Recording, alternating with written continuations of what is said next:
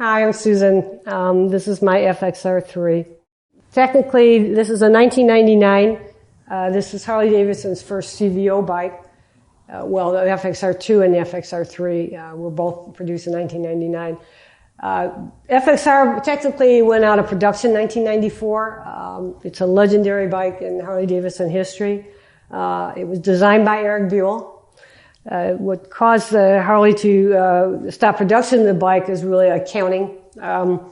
The frame is hand welded, and it could not be automated, which means it took approximately 2 hours longer on the assembly line to build. So the bike was nixed for the Dyna model, which is an automated frame that can be manufactured automated on the assembly line at a cheaper cost. And you have to think about that. So in 1999, Harley Davidson lost their contract to build military bikes. They had an assembly line. They could build a limited number of bikes, and they came up with the CVO concept, Custom Vehicle Operations Bike, to build a bike on that assembly line, one a year. So they had some of these frames left over in a warehouse somewhere.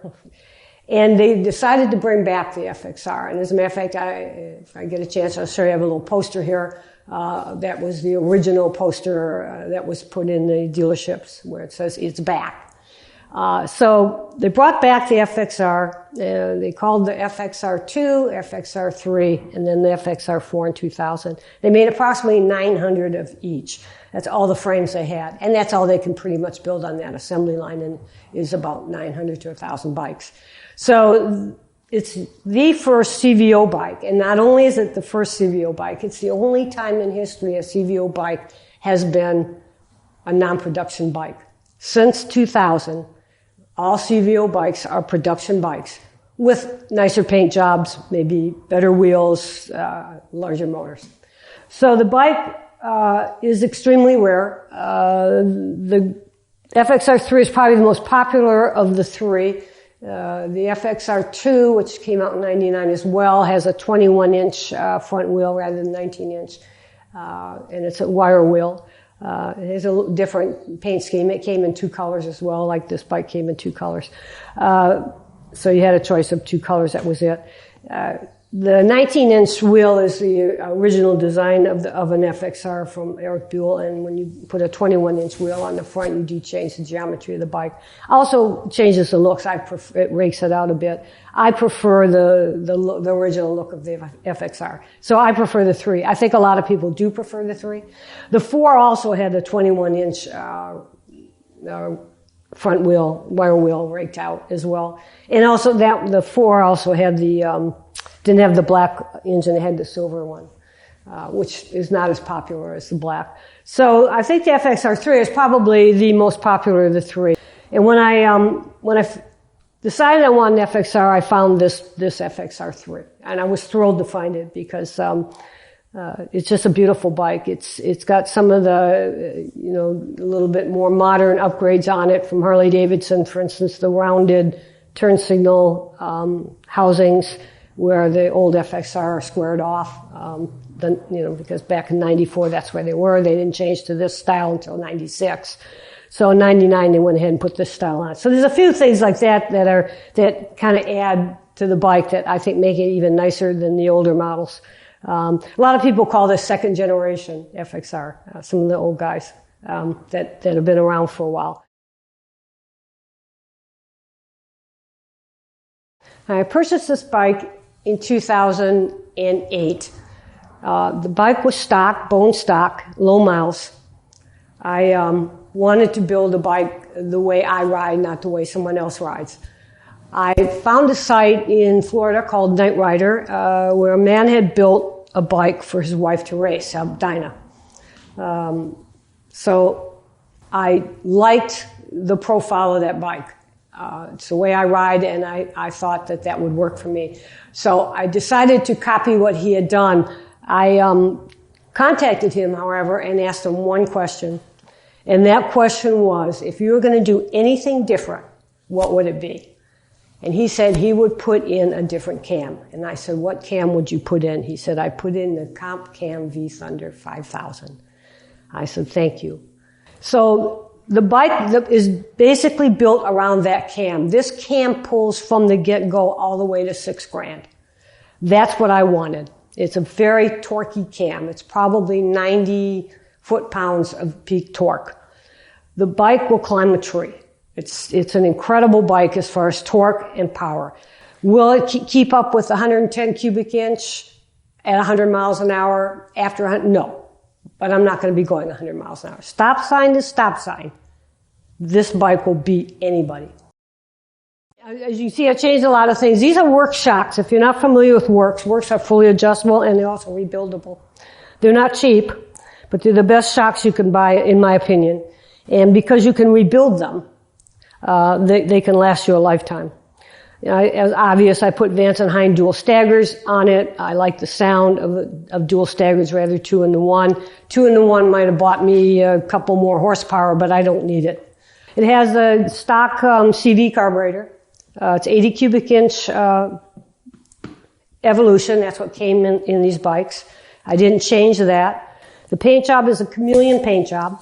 I don't know how it's coming across on the camera, but it's a two-tone green. It's not green and black. What looks black in the shade, it will look green in the sun, a dark green. So it's a two-tone emerald green color. They made approximately 900 of these bikes, of the FXR3, and probably 2/3 of them were the two-tone green, and about a third were a two-tone blue. The bike sold only in the United States because of limited production. Not every dealer necessarily got one. If they did, they sold it to their best customer, and they only sold it within their territory. And the bikes went well over sticker price.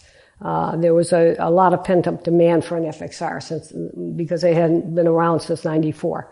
And they're no longer. It's a very well-balanced bike. It's got a low center of gravity, designed by Eric Buell.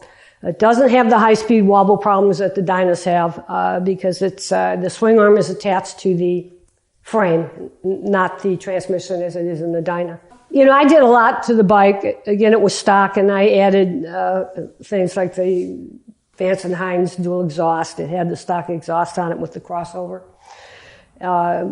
I found the Corbin seat online, new old stock, realized that this bike went out of production technically in '94, and by the time I got it in '08, a lot of things weren't being made for this particular bike any longer, but you could find new old stock. The Arlen Ness pieces you can see here at the flames, that's all new old stock, and the seat, the same thing. And so I've done that. We talked about the work shocks, the wind vest. It came with the chrome front forks. It came with the chrome wheels. This is changed. It's got an LED tail light, which is really nice because it's flatter. It doesn't the old ones stick out like that.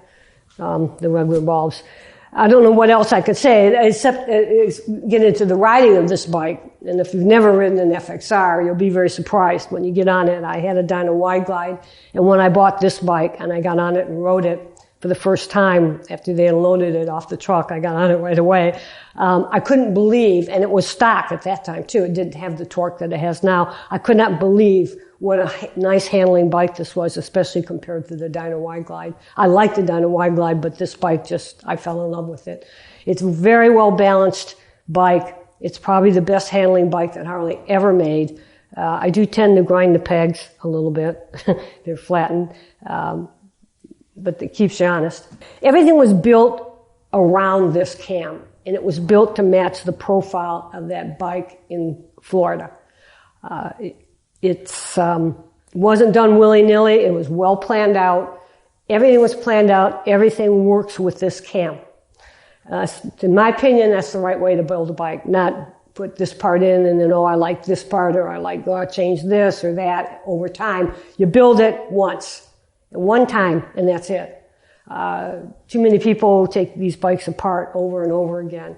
which I don't think is a good idea. And plus, they never get the right combination because they don't do their homework. I did my homework on this bike, so it is the right combination. This bike will pull from the get-go all the way to $6,000. It's an 80 cubic inch Evolution. It's got the stock CV carburetor on it. Of course, it's been rejetted. It's got pretty fat jets in it. And this bike is a tree climber. It has so much torque. I'd say I'm guessing, because I'm not dynoed the bike, and I never intended to dyno. I can't stand. I dynoed one before, and I just couldn't take it. But my estimate is about 90 foot-pounds of peak torque and 90 horsepower. So that's a fair amount for a bike that weighs 650 pounds. It's a lighter bike for Harley, and of course I'm a lighter person. That helps too.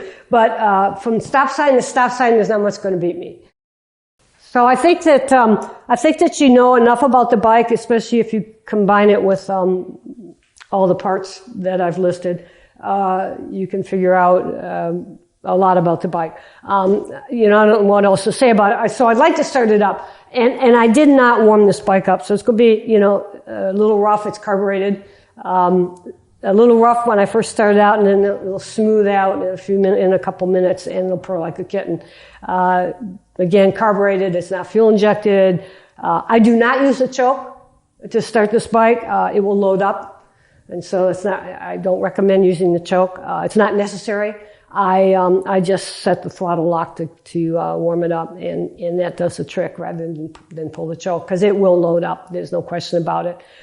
So I'd like to start the bike. Again, I'm starting it stone cold, so that you can see, and then you'll see how it warms up nicely and purrs like a kitten.